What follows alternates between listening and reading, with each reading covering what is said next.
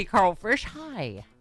Hello, that song made me smile so much. I'm going to have to listen to it every morning. But not nearly as excited as I found, Harlan Crow called me yesterday. Yes.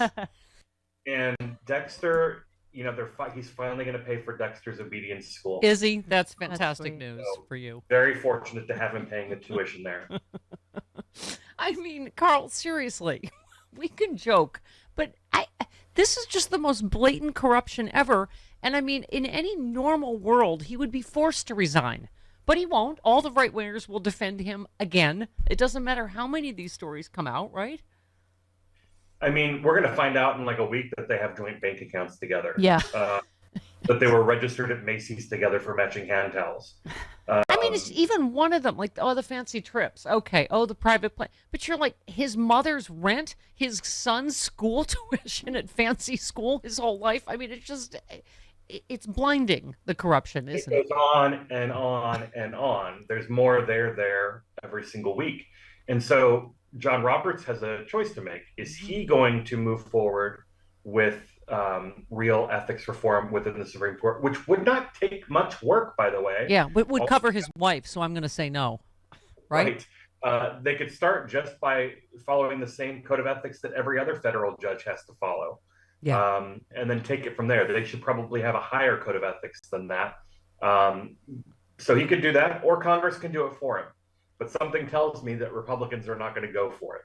Yeah, I mean, this is how reflexively partisan we are. It's like, are you kidding me? If this was, I almost feel like if this were a liberal justice, but let me just say, it never would be. Right. You know what I mean? None of this is going to come out about, Sonia Sotomayor or Ketanji Brown, Jackson Brown. I mean, it's insane that it's always on the right. I'm sorry.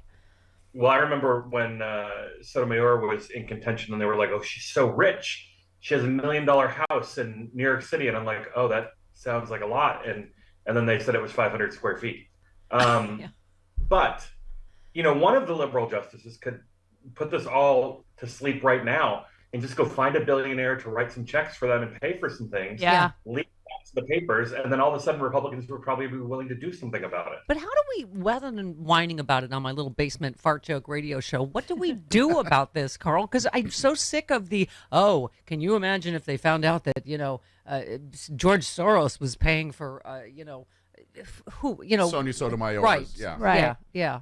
Kids' education or whatever. I mean, they would burn the DC to the ground. I mean, it's just, I don't know how else we combat this. Do you?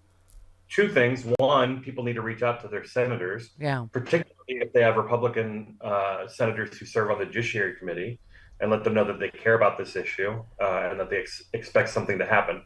They also need to reach out to Democratic senators.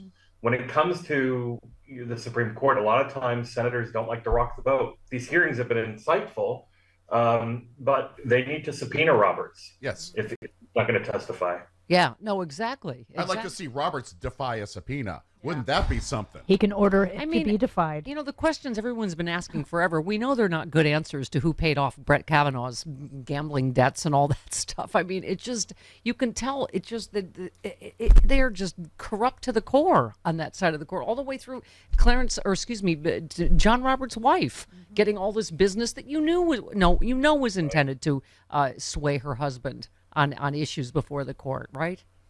Right. Well, and that's the joke here, is that they keep claiming none of this stuff is tied to anybody with business before the court, which is just a bald-faced lie. Yes. How dare you? Harlan Crow's office said he just likes to, help at-risk youth, Karl, just randomly. How dare you even ask? How dare you, sir? Look, you do not have to be the named party in a case before the court. In fact, most people are not. The named party in a case before the Supreme Court who actually want the cases to go forward. Yeah. And so he has, underwritten the groups that have pushed many of these cases through the Supreme Court, and who has always had his back, even when the rest of the court was, questioning whether or not they would go forward with it. Thomas has always been before. How much you want to bet the next shoe is Harlan Crow is shocked, I tell you, that the at-risk youth I helped was Clarence Thomas' kid. And wait, I paid off. I did that? I'm shocked to find out I paid off Brett Kavanaugh's gambling debts. Shocked to find. Yes, but he thought he was paying off the gambling debts of one of Clarence Thomas's children. So yeah.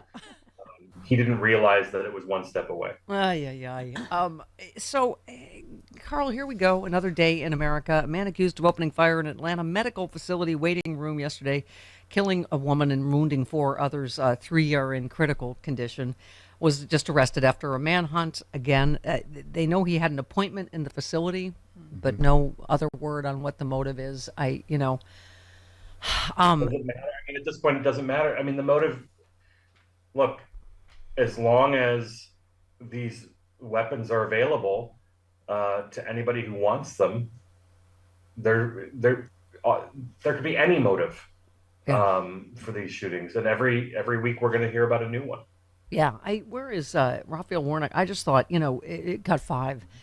The fact that, here we are, a United States Senator, his kids are under lockdown. I mean, it is going to happen to all of us at some point, or someone we know.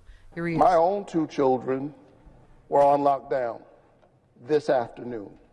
I have 2 small children, and their schools were on lockdown responding to this tragedy. They are there, I'm here, hoping and praying that they are safe. But the truth is, none of us is safe. Yeah. I just, had Fred Gutenberg on yesterday, Karl, and I know, I'm sure an issue close to your heart like his is this ridiculous arming teachers thing they keep coming up with. And, that at Parkland and other schools, there were armed guards. It just, as Jody always says, A, it's the element of surprise, and B, they're outgunned normally. But, Well, and C, schools can only do so much, right? Right. You can reinforce entrances and exits. You can put cameras up. You can have security. You can have school resource officers. You can inform parents of their legal obligations to securely store their firearms. And you can teach kids about what to do and staff about what to do if something happens. But schools can't keep people from buying AR-15s. Yeah. Only federal and state lawmakers can do that.